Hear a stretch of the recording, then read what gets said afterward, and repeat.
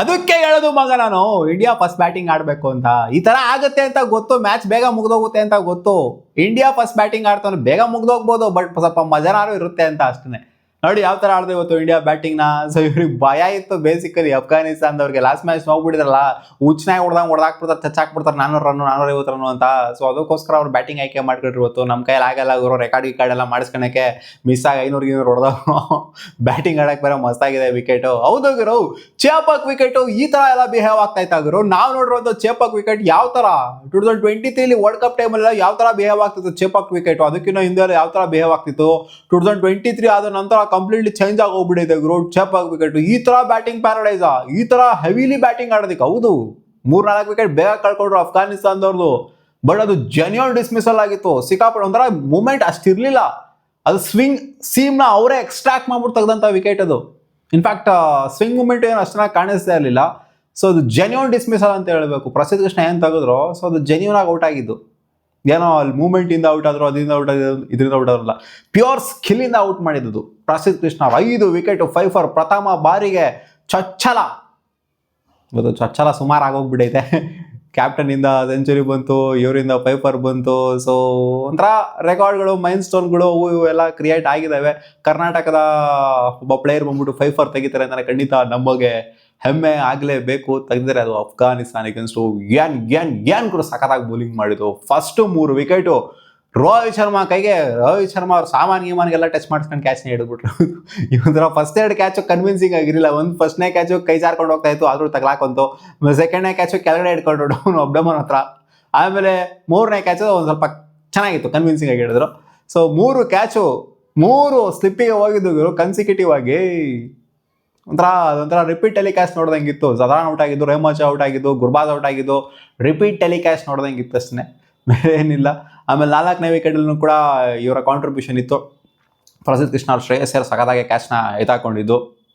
ಇವ್ರದ್ದು ಡ್ವಾರಿಶ್ ಯಾರೋ ಇದ್ರಲ್ಲ ಅವ್ರದ್ದು, ಅವ್ರು ಬಿಡಿ ಅವ್ರು ಏನು ಆಡ್ತಾರೋ ಅವ್ರಿಗೆ ಲಾಸ್ಟ್ ಮ್ಯಾಚ್ ನೋಡ್ರೆ ಕಾಲು ಹಿಡ್ಕೊಂಡು ಹೋದ್ರು. ನನಗೆ ಅಲ್ಲಿ ಕ್ರ್ಯಾಂಪ್ ಆಗೈತೆ ಅಂತ. ಇಲ್ಲಿ ನೋಡಿದ್ರೆ ಬಂದ್ಬಿಟ್ಟು ಈ ಥರ ಔಟ್ ಆದರು. ಸೊ ಏನೂ ಕಾಂಟ್ರಿಬ್ಯೂಷನ್ ಬಂದಿಲ್ಲ ಅವರಿಂದ.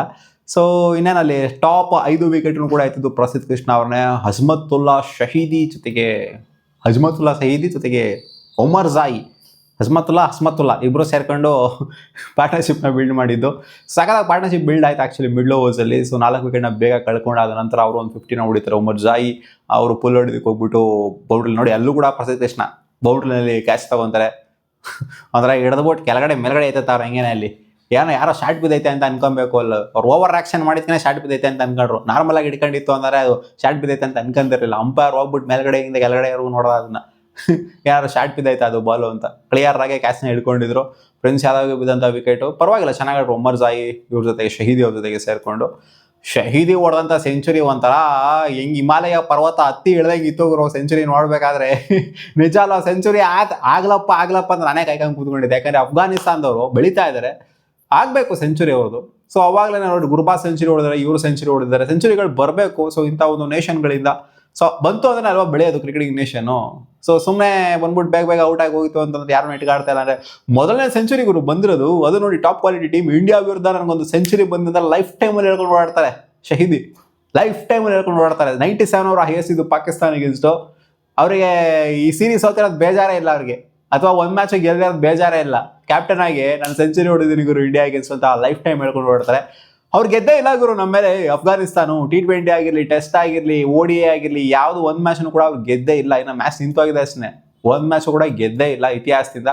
ಸೊ ಅದನ್ನ ಮೇಂಟೈನ್ ಮಾಡ್ಕೊಂಡು ಹೋಗಿದ್ದೀವಿ ಅಷ್ಟೇನೆ. ಸೊ ಅವ್ರಿಗೆ ಏನೋ ಒಂದು ಮ್ಯಾಚ್ ಅವರು ಗೆದ್ದುಬಿಟ್ಟಿತ್ತು ಅಂತಂದ್ರೆ ಇದರಲ್ಲಿ ಸಿಕ್ಕಾಪಟ್ಟೆ ದಿಲ್ಗೂ ಶಾಕ್ ಹೋಗ್ಬಿಟ್ರು. ಸೀರೀಸ್ ಗೆಲ್ಲದಿರಲಿ, ಒಂದು ಮ್ಯಾಚ್ ಗೆದ್ದರೆ ದಿಲ್ಗೂ ಶಾಕ್ ಹೋಗ್ಬಿಟ್ಟಿರೋದು ಅವ್ರಿಗೆ. ಸೊ ಅದನ್ನು ಮಾಡೋದಕ್ಕೆ ಬಿಡಿಲ್ಲ ಇಂಡಿಯಾದವರು.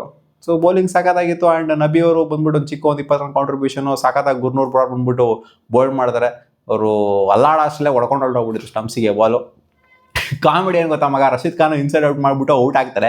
ಸೊ ಅದಾದ ನಂತರ ಇವರು ಸೆಂಚುರಿ ಆಗ್ತಾ ಇಲ್ಲ. ಇಲ್ಲಿ ಒಂದೆರಡಲ್ಲಿ ನೋಡ್ತಾರೆ 90s ಅವರೇ ಅಲ್ಲಿ ಈ ಕಡೆಯಿಂದ 1 ರನ್ ತಗೊಳೋದಕ್ಕೆ ಹೋಗ್ತಾವ್ರೆ. ಇಲ್ಲಿ ನೋಡಿದ್ರೆ ರನ್ಔಟ್ ಆಗ್ತಾವ್ರೆ ಇಬ್ರು ಅಲ್ಲಿ. ಅಲ್ಲವರು ರನ್ಔಟು ಮತ್ತು ನೆಕ್ಸ್ಟ್ ಬಂದು ಅವರು ರನ್ಔಟು.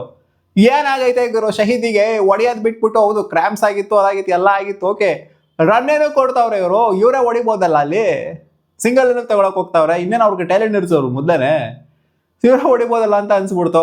ಇನ್ನೇನು ಲಾಸ್ಟ್ ವಿಕೆಟ್ ಇತ್ತು ಪಾಪ. ಅವ್ರು ಬಂದ್ಬಿಟ್ಟು ಚೆನ್ನಾಗೇ ಡಿಗ್ ಮಾಡಿಬಿಟ್ಟು ಯಾರ್ಕರ್ ಹಾಕಿದ್ರು ಕೂಡ ಡಿಗ್ ಮಾಡಿಬಿಟ್ಟು ಚೆನ್ನಾಗಿ ಉಳಿಸ್ಕೊಂಡು ಕೊಟ್ಟರು, ಅವ್ರಿಗೆ ಸೆಂಚುರಿ ಆಗೋರು ಕೂಡ ಬಿಟ್ಕೊಂಡು ಕೊಟ್ಟರು. ಬಟ್ ಲಾಸ್ಟ್ ವಿಕೆಟ್ ಬಂದ್ಬಿಟ್ಟು ಅಲ್ಲಿ ಪ್ರಸಿದ್ಧ ಕೃಷ್ಣನೇ ಎತ್ತಬೇಕಾಗಿತ್ತು ಇವ್ರ ವಿಕೆಟನ್ನು ಕೂಡ, ಶಹೀದಿ ಅವರ ವಿಕೆಟು. ಏನೋ ಸಿಕ್ದು ಬಾಲು ಅಂತ ಸದಿಗೆ ಹೋಗಿದ್ರು 6ನ, ಸೀದಾ ಹೋಗಿದ್ದು ಶ್ರೇಯಸ್ ಅಯ್ಯರ್ ಕೈಗೆ. ಸೊ ಸೆಂಚುರಿ ಆಯ್ತಲ್ಲ, 102 ರನ್ನು. ಸೊ ಅದೊಂಥರ ಅದು ಹೇಳಿದ್ನಲ್ಲ, ಪರ್ವತ ಹತ್ತಿ, ಹಿಮಾಲಯ ಪರ್ವತ ಹತ್ತಿ ಹೇಳ್ದಂಗಿತ್ತು ಅವ್ರು ಸೆಂಚುರಿ ಮಾಡಿದ ರೀತಿ ನೋಡ್ತು ಅಂತಂದರೆ.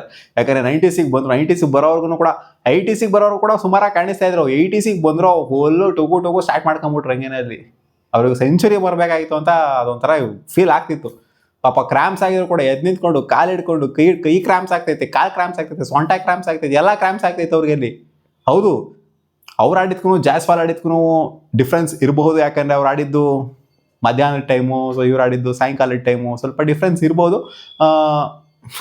ಬಟ್ ಆದರೂ ಕೂಡ ವಿಕೆಟ್ ಸಗದಾಗಿತ್ತು ಇವರು ಬ್ಯಾಟಿಂಗ್ ಆಡೋದಕ್ಕೆ. ರೀಸನ್ ಕೊಡೋವಾಗಿಲ್ಲ, ಕ್ರಾಮ್ಸ್ ಆಯಿತು, ಅದಾಯಿತು, ಬೆಳೆಕಾಳಾಯಿತು, ಬದನೇಕಾಯ್ತು ಅಂತ. ಯಾಕಂದರೆ ಅವರೇ ಬ್ಯಾಟಿಂಗ್ ತೊಗೊಂಡಿದ್ದು, ನಾವೇನು ಅವ್ರಿಗೇನು ಬ್ಯಾಟಿಂಗ್ ನೀವೇ ಆಡ್ರಿ ಅಂತ ಏನು ಕೊಡಲಿಲ್ಲ, ಅವರೇ ಬ್ಯಾಟಿಂಗ್ ತೊಗೊಂಡ್ರು. ಸೊ ಕ್ರಾಮ್ಸ್ ಆದರೂ ಕೂಡ ಏನೇ ಆದ್ರೂ ಕೂಡ ಆಡಬೇಕಾಗಿರೋದು ಅವ್ರ ಕರ್ತವ್ಯ. ಆಗಲಿಲ್ವಾ ಸೆಕೆಂಡ್ ಮ್ಯಾಚಲ್ಲಿ ಶುಭ್ಮನ್ ಗಿಲ್ಗೆ ಅವ್ರಿಗೆ ಕ್ರಾಮ್ಸ್ ಆಯ್ತಲ್ಲ. ಸೊ ಇದನ್ನ ಚೇಂಜ್ ಮಾಡೋದಕ್ಕೆ ಅಂತ ಬಂದ್ರಮ್ಮ ನಮ್ಮ ಇಂಡಿಯಾದವರು. ರೋಹಿತ್ ಶರ್ಮಾ ಜೊತೆಗೆ ಯಶಸ್ವಿ ಜಾಸ್ವಾಲ್ ಸಾಕಾತ್ ಸ್ಟಾರ್ಟ್.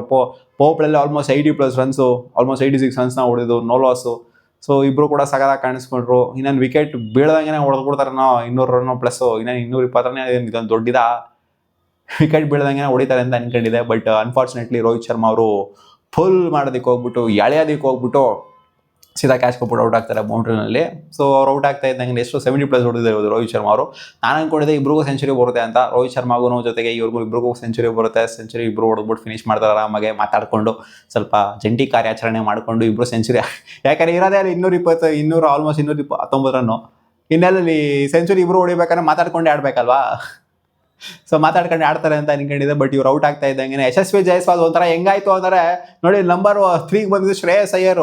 ಶುಭ್ಮನ್ ಗಿಲ್ ನೋಡಿ ಪ್ರಮೋಟ್ ಮಾಡಿದ್ರು, ಇಶಾನ್ ಕಿಶಾನು ಕಳಿಸಿಲ್ಲ, ಇವ್ರನ್ನೂ ಕಳಿಸಿಲ್ಲ, ಅವರೇ ಬರಲಿಲ್ಲ ಅಲ್ಲಿ. ನೋಡಿ ಕ್ಯಾಪ್ಟನ್ ಮಾಡುವಂಥ ಸೆಲ್ಫ್ಲೆಸ್ ಮೂವ್ ಅಂತ ಹೇಳ್ಬೋದು ಇದು. ಹೌದು, ಸೆಲ್ಫ್ಲೆಸ್ ಆಗಿ ಆಡಿದ್ದಾರೆ, ಒಪ್ಕೊಳ್ಳೇಬೇಕು. ಶ್ರೇಯಸ್ ಅಯ್ಯರ್ ನಂಬರ್ 3 ಕಳಿಸಿಲ್ಲ, ಯಾಕಂದರೆ ಶ್ರೇಯಸ್ ಅಯ್ಯರ್ಗೆ ಅಷ್ಟನಾಗಿ ಚೆನ್ನಾಗಿ ಆಗಿರಲಿ ಒಂದು ಸೀರೀಸು. ಸೊ ಅದಕ್ಕೋಸ್ಕರ ಕಳಿಸಿದ್ರು, ಅವ್ರನ್ನ ಪ್ರಮೋಟ್ ಮಾಡಿ ಹೋಗುರು ನೀನೇ ಆಡ್ಕೊ ಅಂತ. ಯಾಕಂದರೆ ಇವರು ಪ್ರೋ ಆಗಿದ್ರು last match, Shubman Gill pro ಆಗಿದ್ರು, ಇಶಾನ್ ಕಿಶನ್ ಪ್ರೋ ಆಗಿದ್ರು. ಅವ್ರು ಬಂದ್ಬಿಟ್ಟು ಮತ್ತೆ ಅಲ್ಲಿ ಇದೊಂಥರ ಟ್ರಯಲ್ ಆ್ಯಂಡ್ ಎರರ್ ಮೆಥಡ್ ಆಗಿತ್ತು ಈ ಒಂದು ಸೀರೀಸ್ ಇವರಿಗೆ. ಅದಕ್ಕೋಸ್ಕರ ಶ್ರೇಯಸ್ ಅಯ್ಯರ್ನೇ ಕಳಿಸಿದ್ರು. ಈ ಮ್ಯಾಚಿಗೆ KL ರಾಹುಲ್ ಕೂಡ ಇರಲಿಲ್ಲ. ಹೋಗುರು ನೀನೇ ಆಡು ಅಂತ ಕಳಿಸಿದಂಗೆ ಅವ್ರು ಶ್ರೇಯಸ್ ಅಯ್ಯರ್ ಬಂದು ಇಕ್ಲಾಕೋರು 6, ಒಂದೇ ಓವರ್ 2 6ನ ಇಟ್ಬಿಟ್ರು. ಈ ಶ್ರೇಯಸ್ ಅಯ್ಯರ್ ನಾಯಿ ಇಕ್ತು ಅಂತಂದರೆ ಮೊದಲೇ ಶ್ರೇಯಸ್ ಅಯ್ಯರ್ ಸೆಲ್ಫ್ಲೆಸ್. ಇಲ್ಲಿ ಇವರು ಸೆಂಚುರಿ ಆಯ್ತದ ಇಲ್ವಾ ಅಂತ ಅನ್ಕೊಂಡು ಕೂತ್ಕೊಂಡಿದ್ದೆ ನಾನು. ಯಾರು ನೆಕ್ಸ್ಟ್ ಓವರ್ ಹೊಡೆದ್ಬಿಡ್ತಾರೆ ಬಂದ್ಬಿಟ್ಟು ಶ್ರೇಯಸ್ ಅಯ್ಯರ್ ಅಂತ. ಬಿಡಿಲ್ಲ, ಮಾತುಕತೆ ಎಲ್ಲ ಚೆನ್ನಾಗೇ ಇತ್ತು. 94 ಬಂದ್ಬಿಟ್ಟು 6ನ ಫ್ರಂಟ್ ಫೂಟಲ್ಲಿ ಇಡ್ತಾ ಇದ್ದಂಗೆ ಯಶಸ್ವಿ ಜಾಸ್ವಾಲು ಸೆಂಚುರಿ ಕಂಪ್ಲೀಟ್ ಆಗಿದ್ದು. ಅದಾದ ನಂತರ 4 ಮತ್ತು ಮ್ಯಾಚ್ನ ಮುಗಿಸಿದ್ದು 6ಇಂದ ಯಶಸ್ವಿ ಜಾಸ್ವಾಲು. ಸಖತ್ತಾಗಿ ಆಡೋರು ಯಶಸ್ವಿ ಜಾಸ್ವಾಲ್ ಇವತ್ತು, ಮೆಚ್ಕೊಳ್ಳೇಬೇಕು. ಲಾಸ್ಟ್ ಮ್ಯಾಚ್ ಏನು ಮಾಡಿದ್ರು ತಪ್ಪು, ಈ ಮ್ಯಾಚ್ ಆ ತಪ್ಪನ್ನ ರಿಪೀಟ್ ಮಾಡಲಿಲ್ಲ. ಸೊ ಇವತ್ತು ನೋಡಿ ಸ್ಟ್ಯಾಂಡ್ ಔಟ್ ಆಗಿದ್ದು ಯಶಸ್ವಿ ಜಾಸ್ವಾಲು, ಪ್ರಸಿದ್ಧ Krishna. So all over team ಸಖತ್ತಾಗಿ ಪರ್ಫಾರ್ಮ್ ಮಾಡಿದೆ ಗುರು. ಆ್ಯಂಡ್ ಆಬ್ವಿಯಸ್ಲಿ ಶಹೀದಿ ಕ್ರೆಡಿಟ್ ಕೊಡಲೇಬೇಕು. ಯಾಕಂದರೆ ಅವ್ರು ಆಡಿರಲಿಲ್ಲ ಅಂತಂದಿದ್ರೆ ಅವರು ಏನಾದ್ರು ಬೇಗ ತಗಲಾಕೊಂಡ್ಬಿಟ್ಟಿತ್ತು ಅಂದರೆ ಮಾನವಾಗಿ ಸೋತೋಗ್ಬಿಟ್ರು ಅವರು. ಆ್ಯಂಡ್ 200 ಕೂಡ ಬರ್ತಾ ಇರಲಿಲ್ಲ, ಇನ್ನೂ ಅಜೀಬಾಗಿ ಸೋತೋಗ್ಬಿಟ್ರು ಅವ್ರು. ಮ್ಯಾಚು ಇವಾಗ ಎಷ್ಟು ಗಂಟೆ ಮುಗಿದಿದೆ, ಮ್ಯಾಚು ಆಲ್ಮೋಸ್ಟ್ 7:15 ಮುಗಿದಿದೆ ಮ್ಯಾಚ್ ಅಂತ ಅನ್ಕಡೆ. ಸೊ ಇವ್ರೇನಾದ್ರು ಆಡಿರಲಿಲ್ಲ ಅಂತಂದರೆ 4 ಗಂಟೆ 5 ಗಂಟೆಗೆ ಮುಗಿದೋಗ್ಬಿಟ್ಟಿರೋದು ಅಂತ ಅನ್ಸುತ್ತೆ ಮ್ಯಾಚು, ಬೇಗನೆ ಮುಗಿದೋಗ್ಬಿಟ್ಟಿರೋದು. ಸೊ ಇನ್ನೇನು ಹೇಳ್ತೀರಾ ಮಗ, ನಿಮ್ಮ ಅನಿಸಿಕೆ ಏನಪ್ಪ ಈ ಒಂದು ಸೀರೀಸ್ ಮೇಲೆ ಕಾಮೆಂಟ್ ಸೆಕ್ಷನ್ ಹಾಕಿ. 3-0 ಆಗಿದೆ, 1 ಸೈಡೆಡ್ ಸೀರೀಸು. ಎಕ್ಸ್ಪೆಕ್ಟೇಷನ್ ಕೂಡ ಇದೇ ಇತ್ತು 3-0 ಆಗುತ್ತೆ ಅಂತ, ಅದೇ ಆಗಿದೆ.